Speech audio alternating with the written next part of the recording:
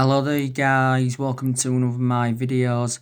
On this video I am going to be giving you a preview for the Manchester United last game in the last 16 of the Europa League second leg at Old Trafford, Wednesday 8 o'clock kickoff. As you all know, we are 5-0 up from the first leg. It was goals from Odin Ighalo, Daniel James, Juan Mata, Mason Greenwood and Andreas Pereira. So obviously, we're more or less into the quarterfinals of the Europa League. We do play either FC Copenhagen or Istanbul Başakşehir in the quarterfinals. If we do progress to the semi-finals of the competition, we will either play Wolves, Sevilla, Roma or Olympiacos. As you all know, we are the favourites to win the Europa League. And definitely the Europa League is a priority for us. Because if we win the Europa League, it will be our first trophy under the Ole Gunnar Solskjaer era. And it will be our first trophy in over 3 years. And all of that. By the way, we are unbeaten in our last 9 matches, against Austrian clubs. And we are unbeaten in our last 13 home games in the Europa League. Now, like I updated you the other day, Ole Gunnar Solskjaer did say he's considering making changes. And he's going to rest several key players. Now, I think, the players we're going to rest for the Europa League. I think we need to give Harry Maguire a rest. Because I think, if I'm right, Harry Maguire has played in all of our league games this season. So I think he does need a rest. My perception on Harry Maguire, I think he's been up and down. I think he's had some good games and he's also had some bad games. Some Manchester United fans don't think that Harry Maguire is good enough to captain the team. But, it was Harry Maguire's first season at the club. Obviously, we paid £80 million for him last summer from Leicester. So he's the most expensive centre-half in the world at the moment and the second most expensive signing at the football club, just behind Paul Pogba. I also think that we should give Wan-Bissaka a rest for this game against Lask. Because I think Wan-Bissaka's started around 34 of our games in the Premier League throughout the course of the season. Don't get me wrong, I think Wan-Bissaka's enjoyed a very, very good season for Manchester United, mainly. But towards the end of the season, Wan-Bissaka, did look a bit fatigued and he looked a bit off the pace. We did get Wan-Bissaka last summer from Crystal Palace for around £50 million. But I still believe, Wan-Bissaka can be our fullback for the next 9 or 10 years, maybe. We just need to see more attacking intent from him, but his defensive contributions always been, very, very good. I think David De Gea needs to be dropped, definitely. And we need to put Sergio Romero in goal. Obviously, Sergio Romero played in all of our FA Cup games this season, apart from the FA Cup semi-final defeat to Chelsea. So I think we should put Sergio Romero in goal. Now, obviously, we've been very, very critical of David De Gea. Obviously, he's started all our 38 games in the Premier League throughout the course of the season. This has now been David De Gea's 9th season at Manchester United. Obviously, he's approaching his 10th year at the football club. And David De Gea has made 404 appearances for Manchester United in all competitions and around 300 odd appearances in the Premier League. Now, like I've said before, I think De Gea's had 7 good years out of the 9 years he's been at Man United because in the last couple of years, David De Gea has been a liability. But Solskjaer was talking about De Gea the other week, saying that he has been the best goalkeeper in the world for the last 9 or 10 years. Because let's put into the equation, he has won everything domestically at the football club and he has won individual awards reflecting on his good run of performances. But De Gea has been our number one for several years. And he's got a goalkeeping decision to make as Solskjaer. Is David De Gea going to remain our number one for next season? Is Dean Henderson going to become our number one? Obviously, Solskjaer was talking about Dean Henderson recently, saying that he's not yet ready to become Manchester United's number one goalkeeper. But he did say regarding Dean Henderson that he expects him to be England's number one and Manchester United's number one goalkeeper in the future. We are going to be recalling Dean Henderson from his loan spell with Sheffield United. Dean Henderson's had 2 successful loans with Sheffield United. Obviously, he's been their player of the season. Dean Henderson's still got a contract with Man United till 2022. Don't forget, there was reports coming out last week saying that our contract talks with Dean Henderson have hit a crucial stage and his future will be much clearer in the next couple of weeks. I think we are looking to get Dean Henderson a 5-year contract at the football club. But I think he has now got that experience behind him, is Dean Henderson. But some United fans, that's what I said regarding De Gea, some United fans think, we need to sell David De Gea maybe in this summer transfer window. But if we sell De Gea, if it was in this summer transfer window or next year or the year after, we'd still get more than the 17 or 18 million that were paid for him from Atletico Madrid. We really, really would, get a lot more than that. I think if we sold him in this summer transfer window, we could still get around 50 or 60 million pounds for De Gea. Don't forget, last September, David De Gea signed a 4-year contract at Man United worth 375 grand a week. So he's the highest paid goalkeeper in the world and the highest paid at the football club. We are actually, looking for replacements for De Gea. Recently, it said, we've been interested in Kasper Schmeichel from Leicester. Obviously, we've been in for Jan Oblak from Atletico Madrid, but obviously, Kasper Schmeichel would be a much cheaper solution, than Jan Oblak and all of that. So, yeah, we should put Sergio Romero in goal. We know, obviously, that Luke Shaw is not available. He's out for the rest of the season. Luke Shaw has got an ankle injury.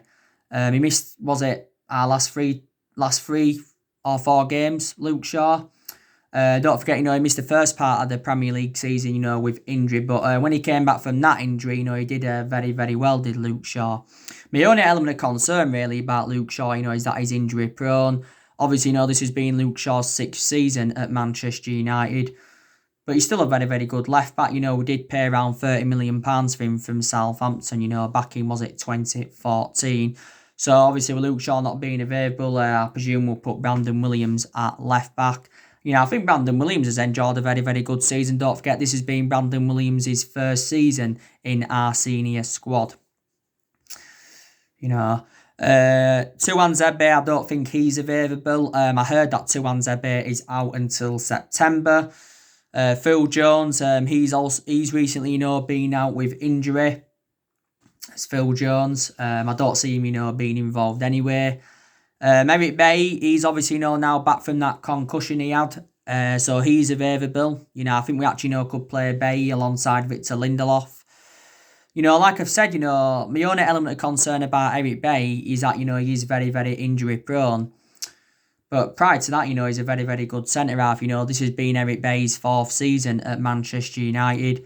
We did get him under Jose Mourinho, where, we got him from Villarreal back in 2016. And paid, £30 million for the player.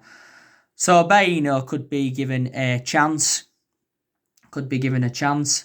I think definitely Paul Pogba will be rested. Like I said, for the vast majority of this season, haven't really had a perception on Paul Pogba. Because obviously, he was out with that ankle injury for a while, don't forget. And he's sustained quite a few injuries as a Manchester United player, as Pogba. Obviously, towards the start of the resumption of the season, I thought Paul Pogba did okay. Did quite well towards the end of the season. I think he had 3 good games.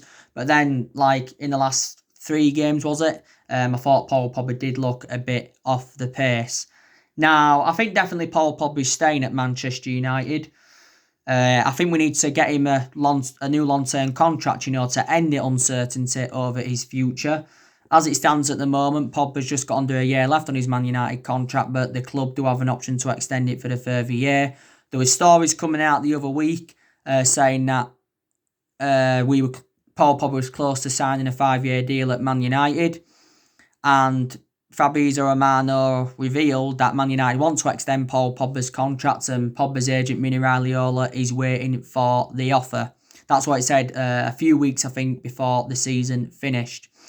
As it stands at the moment, Paul Pogba is our most expensive signing, because we did pay £89 million for him. At one point, it was looking very imminent he was going to be leaving the club because last summer was relentlessly linked with a move to Madrid, and he was talking a lot about Real Madrid last year, about his dreams of playing under Zinedine Zidane, and don't forget, he said he was seeking for a new challenge, and he publicly admitted that he wanted to leave Man United. Then there was a lot of narratives about him going back to Juventus because Pogba did enjoy 4 good years with Juventus. Also, too, before there was talks about him going to PSG, there was also talks about him going to Barcelona and Inter Milan. Don't forget, swap deals were high on the agenda. But he decided not to leave Manchester United, Pogba.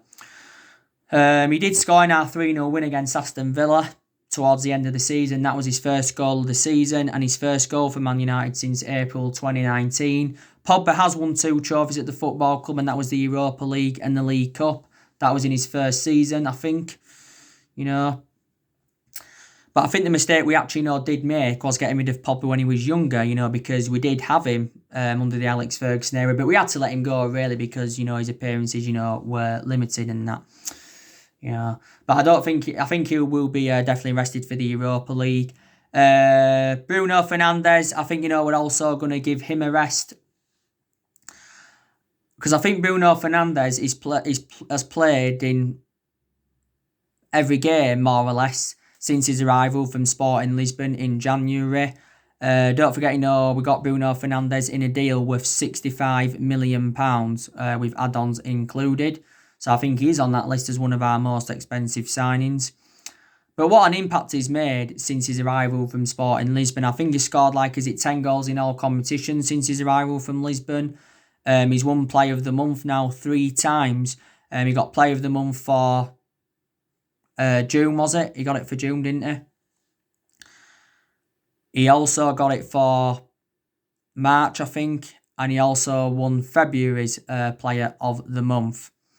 But Bruno Fernandes has definitely, made the difference in the team. He really, really has. And it's just amazing how one player can make a difference in your team. Bruno Fernandes, very creative. His eye for goal's good. He's good at scoring goals. He's also very, very good at creating chances. A lot of the time, he does provide good service.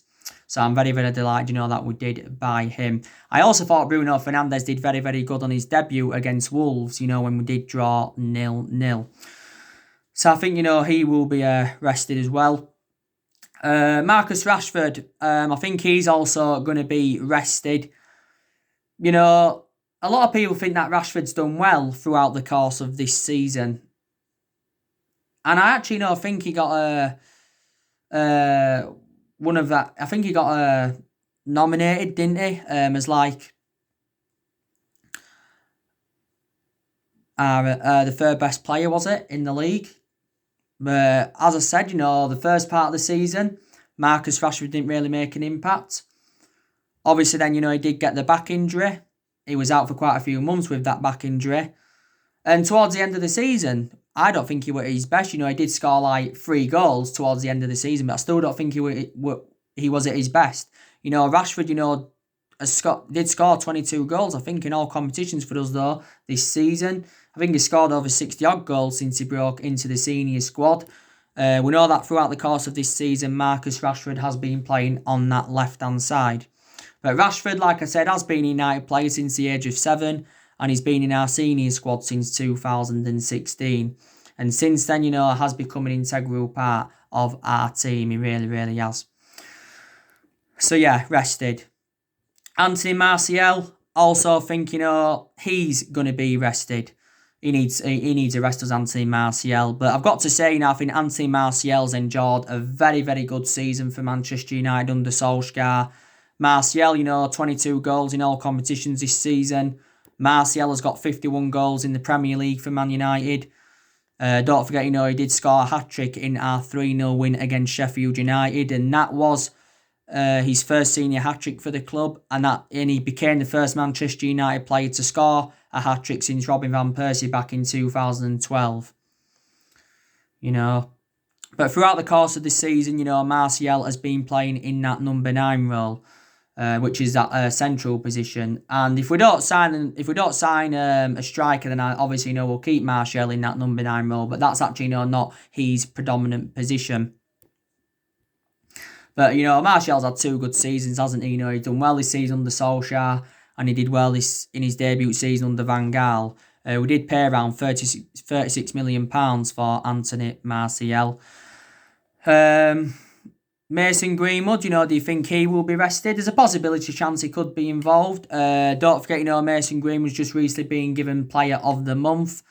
I think Mason Greenwood has enjoyed a very, very good season for Man United, to be honest with you. Obviously, for the vast majority of this season, though, a lot of Mason Greenwood's appearances were coming from that substitutes bench. But obviously, towards the end of the season, Mason Greenwood was getting a lot of starts. He was getting there ahead of Daniel James and that. So we are going to rest, quite a few key players. So like I said, Solskjaer is going to make rotation in the squad. I think Ighalo will start the game. Odion Ighalo.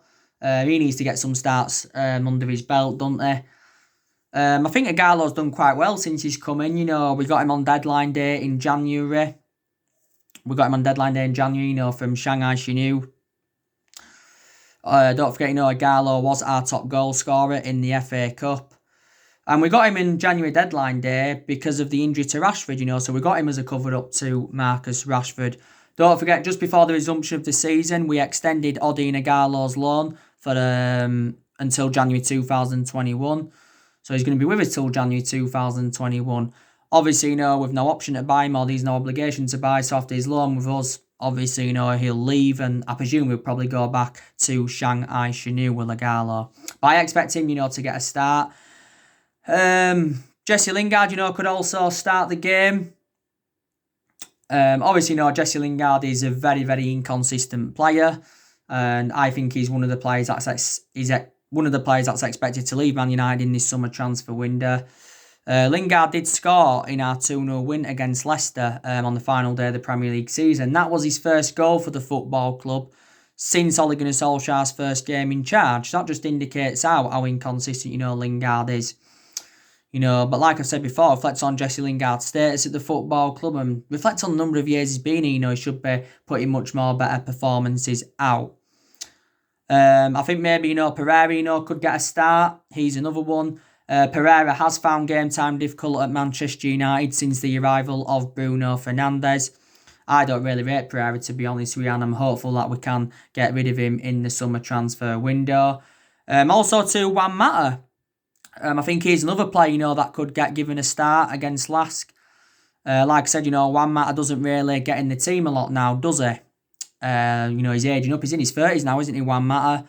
He still makes an impact, though, when he does get given a chance. This has been Juan Mata's 6th season at Manchester United. Obviously, we did get him from Chelsea back in 2014 for just under £40 million. We got him under the David Moyes era. But I think he's had a very, very good career at Manchester United. But I also highly rated Juan Mata when he was at Chelsea. Daniel James, he could also get given a chance. Like I said, this was Daniel James' first season at the football club. We overplayed Daniel James, to be honest with you, because I think Daniel James did play a good 30-odd games throughout the course of the season. Did score in his debut in the 4-0 win against Chelsea at the start of the season. And it was a cheap solution because we got Daniel James for £15 million from Swansea last summer.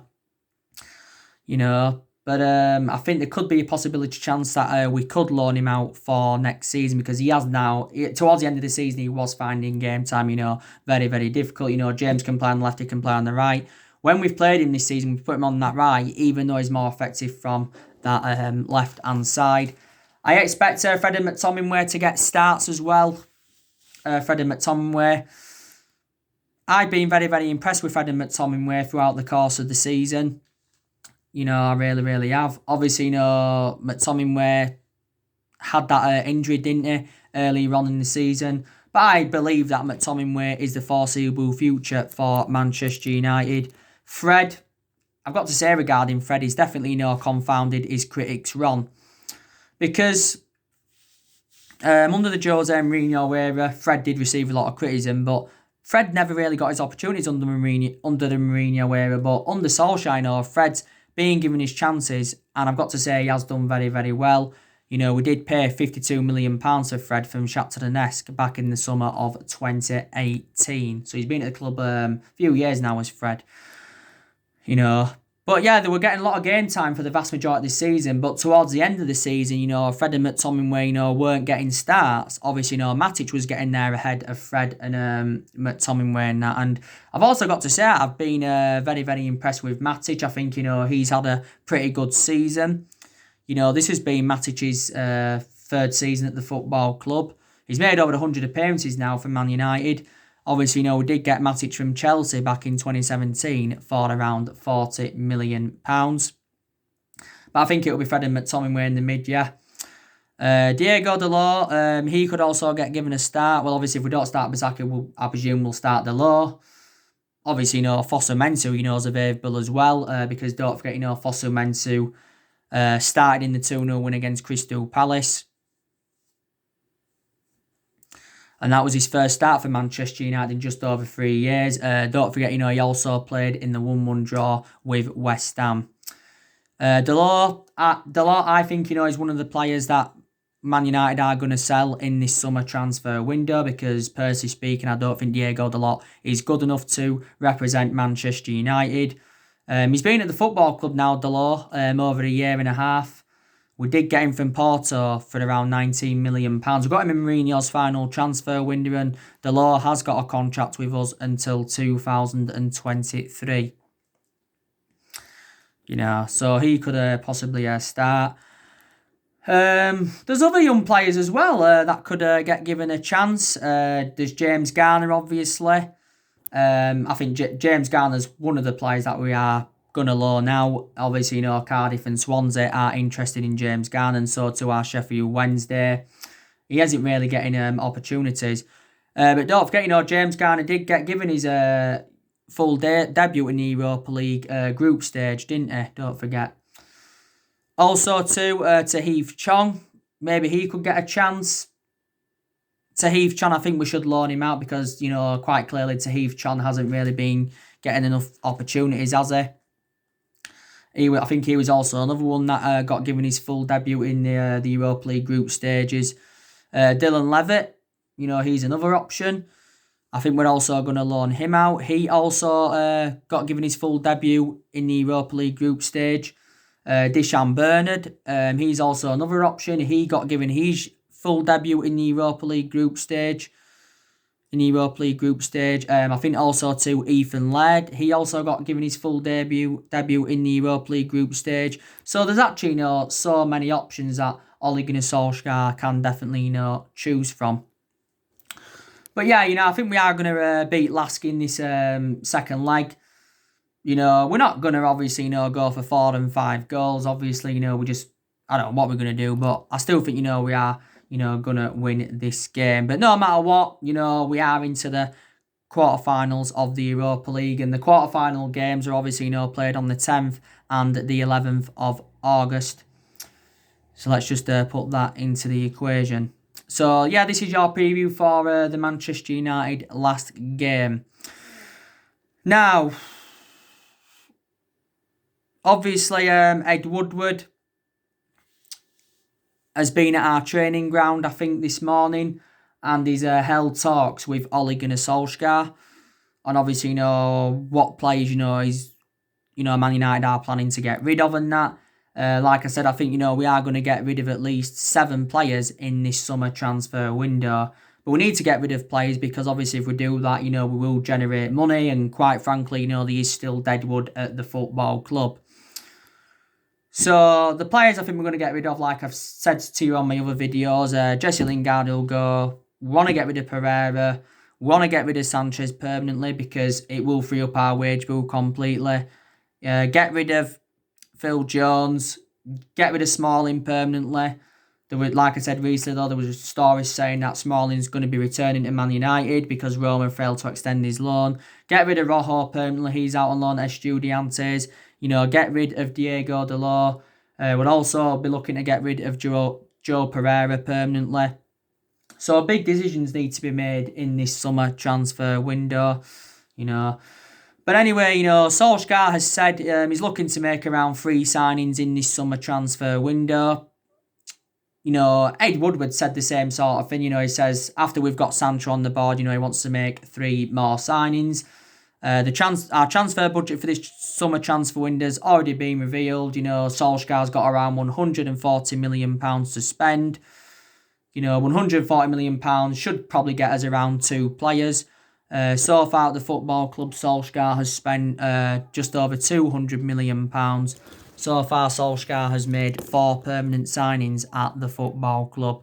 But this summer transfer window is Solskjaer's 4th transfer window as Manchester United manager. Solskjaer has identified the areas in the squad where he does want to strengthen up. Obviously, we want to recommend the centre-half in, even though we have got 7 centre-halves in the team. We're looking for someone basically to go alongside Harry Maguire. Obviously, we're interested in getting a left-back in. Our predominant left-backs are Luke Shaw and Brandon Williams, like I've said before. We're also looking to get a holding midfielder in. I don't know if Man United are going to get a holding midfielder in.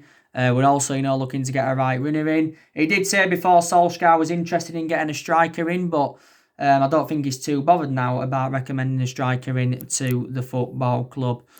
But I think, we can attract players to the elite level. Now we have got qualification for the Champions League.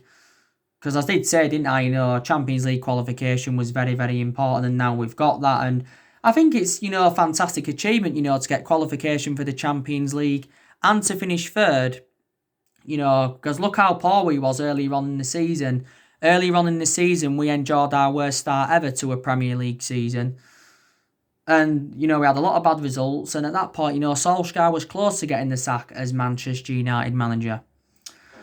But he didn't, and you wouldn't have even thought would have finished in the top half of the table, the way we was playing earlier on in the season. But let's also put into the equation, it was Ole Gunnar Solskjaer's first full season at the football club. And obviously, next season will be Solskjaer's second full season at the football club. But, I'm actually delighted that Solskjaer has proved his critics wrong, because I was very, very critical of him earlier on in the season, and so too a lot of Manchester United fans. But obviously, Solskjaer knows that the big test for him is next season, because next season, Solskjaer's going to have bigger expectations to exceed. Because I said our expectations next season will be to challenge for the Premier League title. Because obviously, this has been now the 7th season. We failed to mount any kind of title challenge up.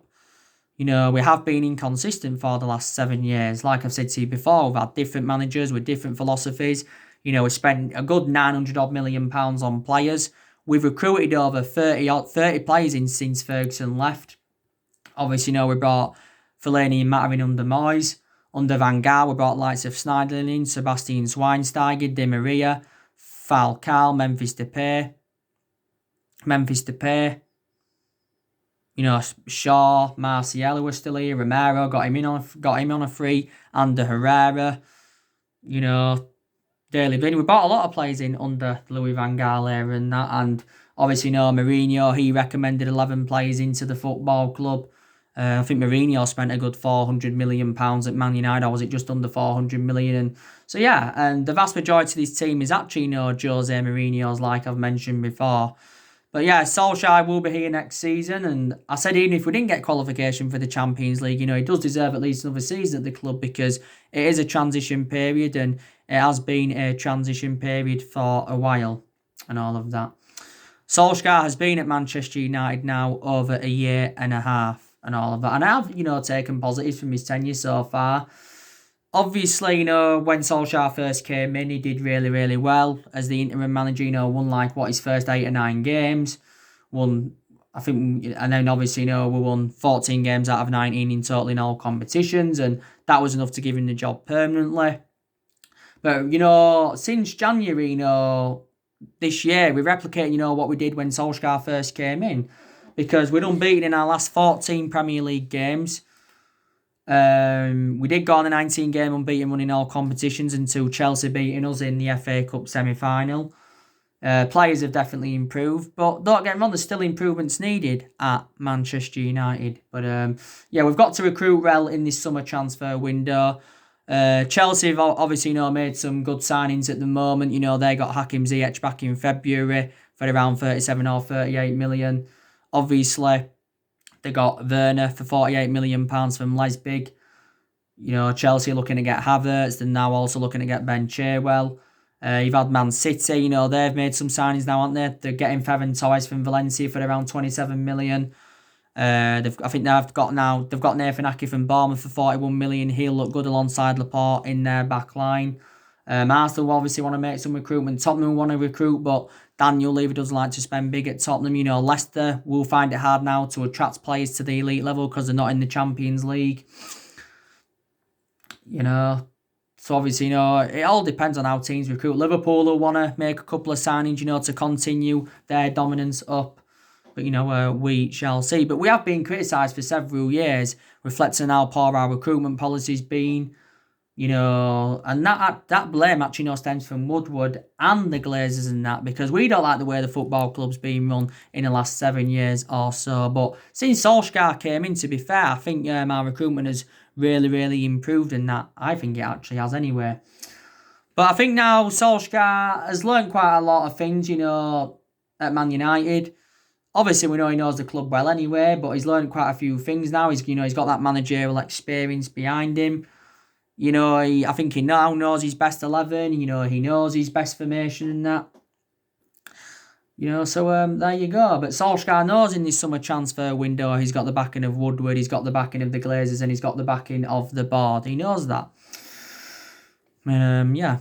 So anyway, I will be doing a video later on. I bet there will be more developments regarding Jadon Sancho. You know the news on Jadon Sancho anyway. I've already confirmed that with you on my recent video. It's looking likely he's going to be our first signing in this summer transfer window, Sancho. So he's going to be our 6th signing overall under the Solskjaer era and our 5th permanent signing. As you all know, we've agreed to pay £108 million for Sancho from Dortmund. It's going to be paid in instalments, so we're going to pay 60-odd million up front, and we'll pay the other 40-odd million in the next couple of years. But Borussia Dortmund are happy to accept this. So anyway, guys, that's everything to update you with. Drop your comments, likes below on the channel. If you do, consider subscribe as always. On my next video, I'll be giving you a starting 11 prediction. Take care, God bless. See you all again soon.